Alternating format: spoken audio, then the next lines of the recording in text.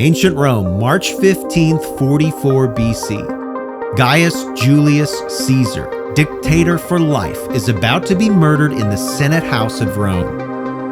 On the day Caesar died, Rome was barely a republic and was in the midst of a revolutionary transformation. The murder of Caesar left up for grabs a vast empire that spanned parts of 3 different continents and ruled nearly 1/4 of the entire population of planet Earth. Here was an empire to kill for.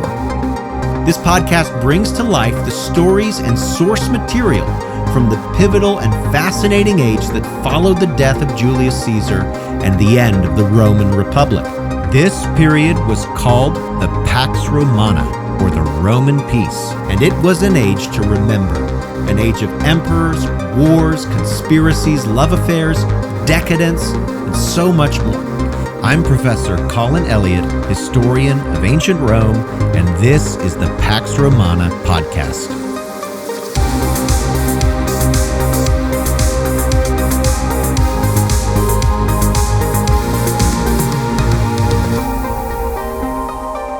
Episode 1, Caesar is Dead. So before we start the first episode, let me introduce myself. I'm Professor Colin Elliott, a historian. I'm an author. I research and teach at Indiana University in the United States, and I've authored 2 books on the Roman Empire. You can look those up on Amazon if you like.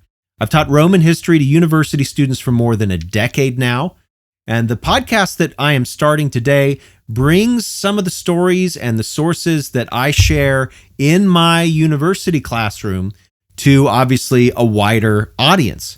Now, each episode advances the wider story of what is called the Pax Romana, and I'll explain more about that as we go along. These podcasts are meant to be engaging and accessible and also informative. I'm going to introduce you to the ancient sources that are behind the stories that we talk about on the podcast. These are the very words of the Romans themselves as they preserve them in their letters, in their inscriptions. We'll look at coinage. We'll talk about literature, art, and a variety of other sources as well.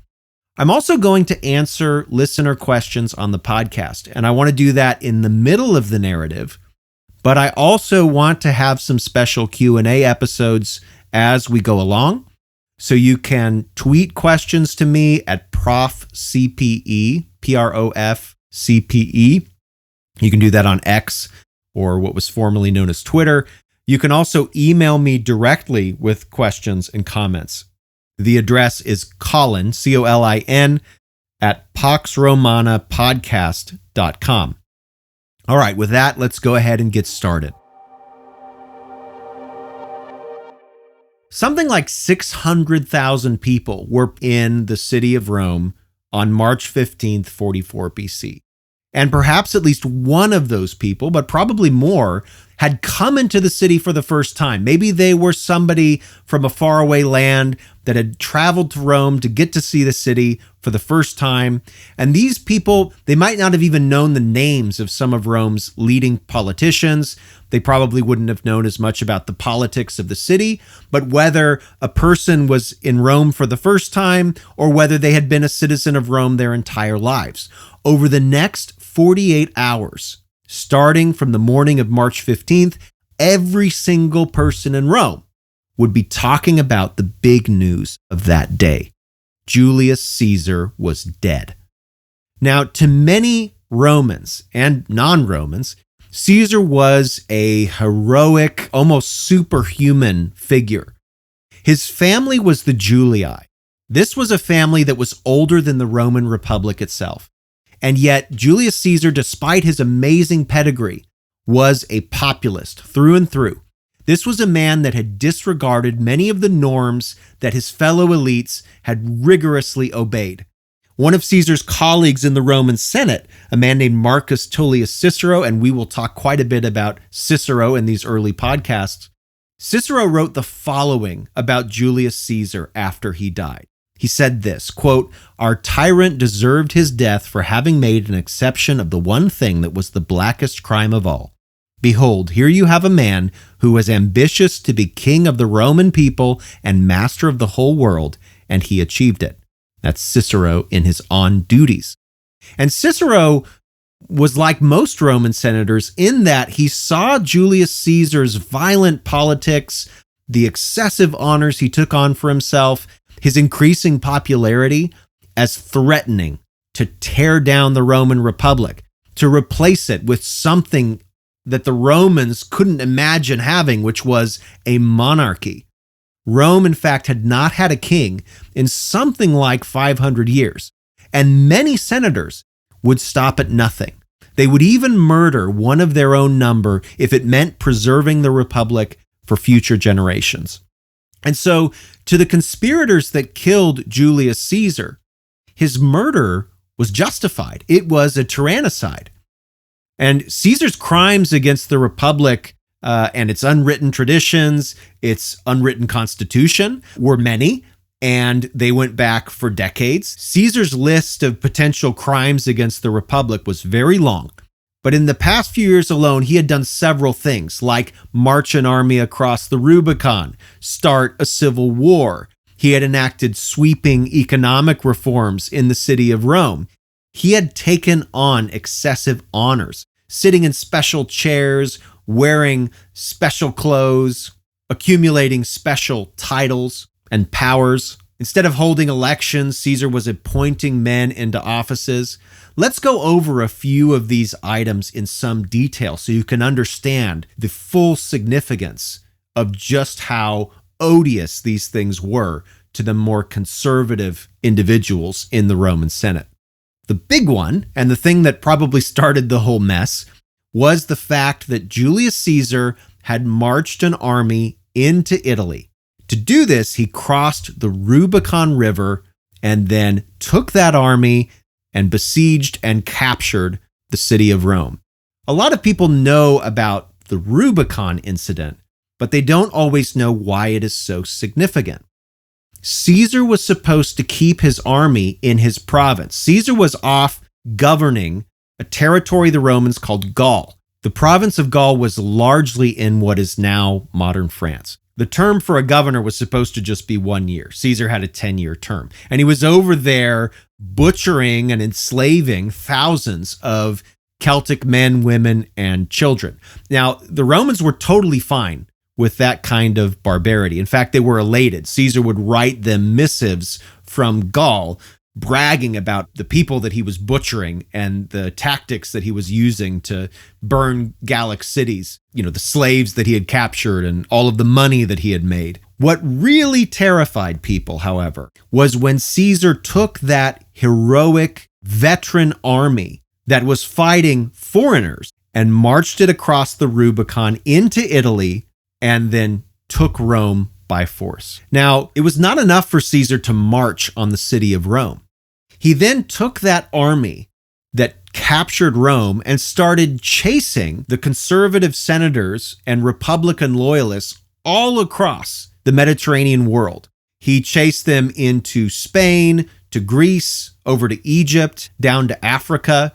And of course, he murdered quite a few of these people. Not only did Pompey the Great end up dying, now Caesar didn't murder Pompey the Great. He was beheaded in Egypt by a pharaoh who was trying to ingratiate himself with Caesar. And by the way, that didn't work because Caesar wanted an opportunity to face Pompey himself and presumably for Pompey to beg for forgiveness. So Caesar was robbed of that. He was very furious with the pharaoh and ended up supporting the pharaoh's sister and wife. Yes, that's as crazy as it sounds. A woman named Cleopatra. And Caesar helped install Cleopatra to the Egyptian throne. And again, this is another thing that we will talk about in a few episodes. So Pompey the Great was killed. And another prominent man that died in these civil wars was a man named Cato. Now, Cato is often thought of as a kind of conscience for the Roman Republic. He was deeply conservative and traditional in his disposition and politics. And it was in Africa that Cato decided that rather than submit to Julius Caesar in defeat, he would commit suicide. And some historians believe that the Roman Republic died with Cato. And as I mentioned before, Caesar also ushered in sweeping economic reforms which alienated some of Rome's wealthiest individuals. Some of these reforms included things like rent controls and debt cancellation. There were a lot of wealthy Romans that were in debt, but a lot of them also held debts from other people, and to have those debts forgiven was a big problem. Caesar also redistributed land to the poor and to military veterans as well, again, dispossessing, in some cases, elites. But it wasn't just the things that Caesar did that were pragmatic during the Civil War that earned him so much ire among Rome's wealthiest and well-pedigreed elites. Caesar seemed to elevate himself above not only those men, but really the Republic itself. In a letter sent to the Senate just before Caesar marched his army into Italy, this is what Caesar said. It's just one sentence, but it has a lot of meaning. Quote, "Prestige has always been of prime importance to me, even outweighing life itself." And that's Caesar in his civil wars. Well, what is he saying there? Caesar is saying that his personal prestige and also the prestige of Rome, which he connects both of those things. He sees himself as a kind of personal embodiment of Rome. He's saying that that level of prestige is more important to him than even his very life. And of course, those words would ring true. Caesar's prestige was so important to him that it cost him his life. And we can see Caesar's pursuit of prestige in numerous places, and I'm not going to list them all, but let's focus on just a couple. Caesar held the position of Pontifex Maximus. This is the chief priesthood of Roman religion. Now, this isn't exceptional. There are lots of Romans that have held that position in history. It's a regular, normal position in the Roman Republic. But it did carry a lot of power with it because Caesar could use that position to oversee all religious activities, but also political activities as well, because every political meeting, every political decision, even votes, elections, Senate meetings, all of these types of events were contextualized by religious activities, rituals, auguries, omens, and also interpretations. So by being Pontifex Maximus, Caesar had a kind of authority over religious and political activity in the city. So like I said, him being Pontifex Maximus is not alone a problem. But it starts to get a little dicey when you learn that Caesar's body was also made holy. That is, he had a kind of physical sacrosanctity. This sacrosanctity allowed him to interject in any political meeting. And it didn't matter whether it was the Senate meeting or a popular assembly or whether it was just a kind of committee meeting. Caesar could go into that meeting and he could put his body physically in the meeting and say, "I object to what's happening here." And if he did that, the meeting had to stop. And it could not resume again until Julius Caesar gave his say-so.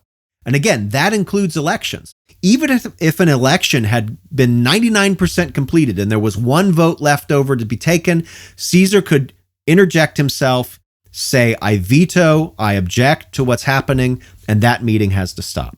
So that is quite significant in terms of additional religious and political power. Caesar also had a personal loyalty oath exacted from every single Roman senator to support him. Caesar also ignored term limits, so he continued to hold the highest office in the Republic over and over again. And for the other positions in the Roman Republic, the other various offices and political positions, Caesar did not consistently hold elections. Instead, he would often just appoint somebody. And in some cases, he would do this years in advance. So he'd say, right, Publius, you're going to be this position this year, and then next year I want your brother Gaius to take that position. In many ways, Julius Caesar was acting like a king. In fact, several sources claim that not too long before he died, Julius Caesar held a kind of mock coronation ceremony. His general Mark Antony had held a crown above his head while Caesar was in public in front of the people. And all Caesar had to do was reach out and grab that crown and proclaim himself king. Now we're told that instead Caesar reached out and pushed the crown away. and it was taken into the temple of Jupiter Capitolinus, who is the chief deity of the city of Rome. But clearly the implication here was that if Caesar wanted to be king, he could. So even though he didn't take the crown, this was an insult to other elites who saw Caesar as just like them, but who was clearly acting like he wasn't. He was clearly acting like he was better than them. There are a lot of other small things that Julius Caesar did. There's a whole list of them in the biography of Caesar that is written by the imperial secretary Suetonius in the late 1st century AD.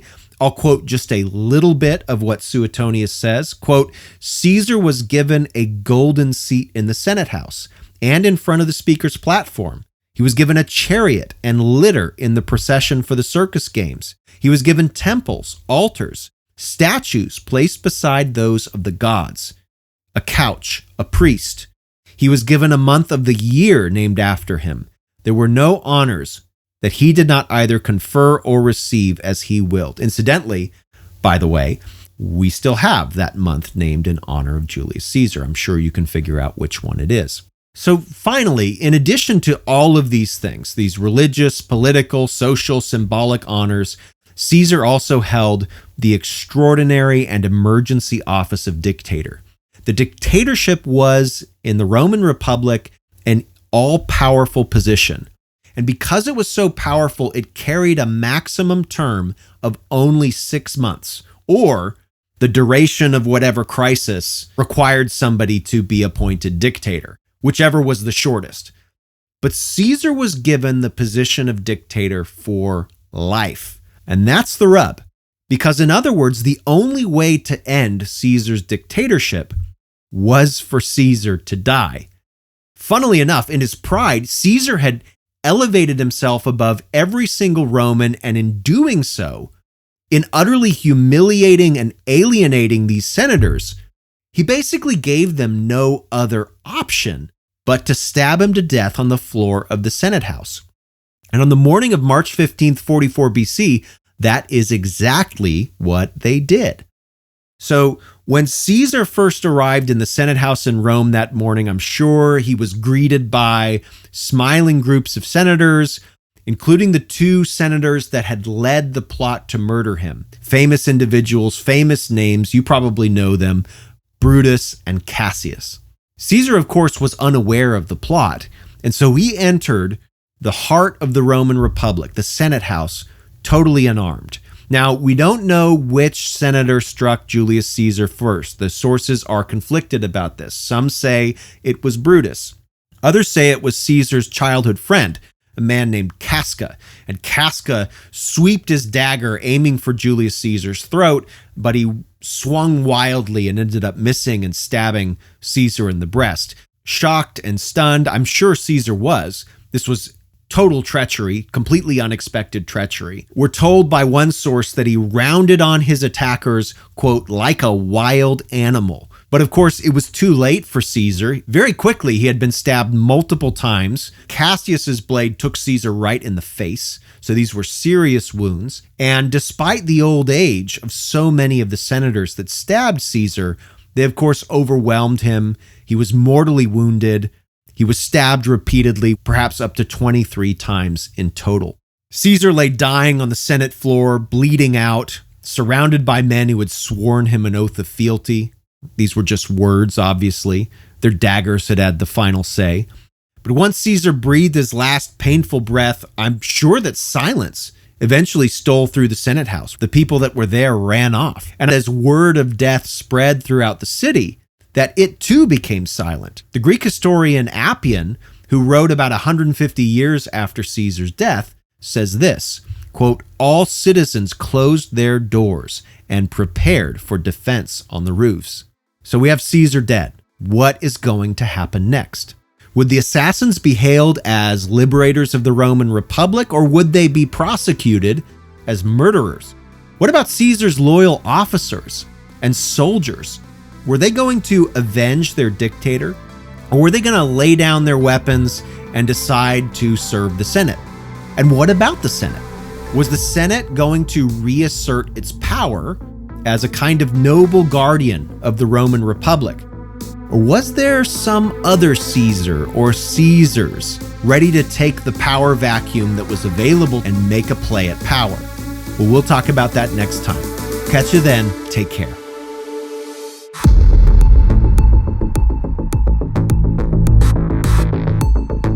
Thanks for listening to the Pax Romana podcast. For more information, including a list of primary sources and further reading, check the show notes. Music by Red Productions and Exocor. Follow Dr. Colin Elliott on X at ProfCPE or email colin@paxromanapodcast.com. Listen to more episodes on Spotify, Apple Podcasts, or just about anywhere podcasts are available. Stay tuned for the next episode of the Pax Romana podcast.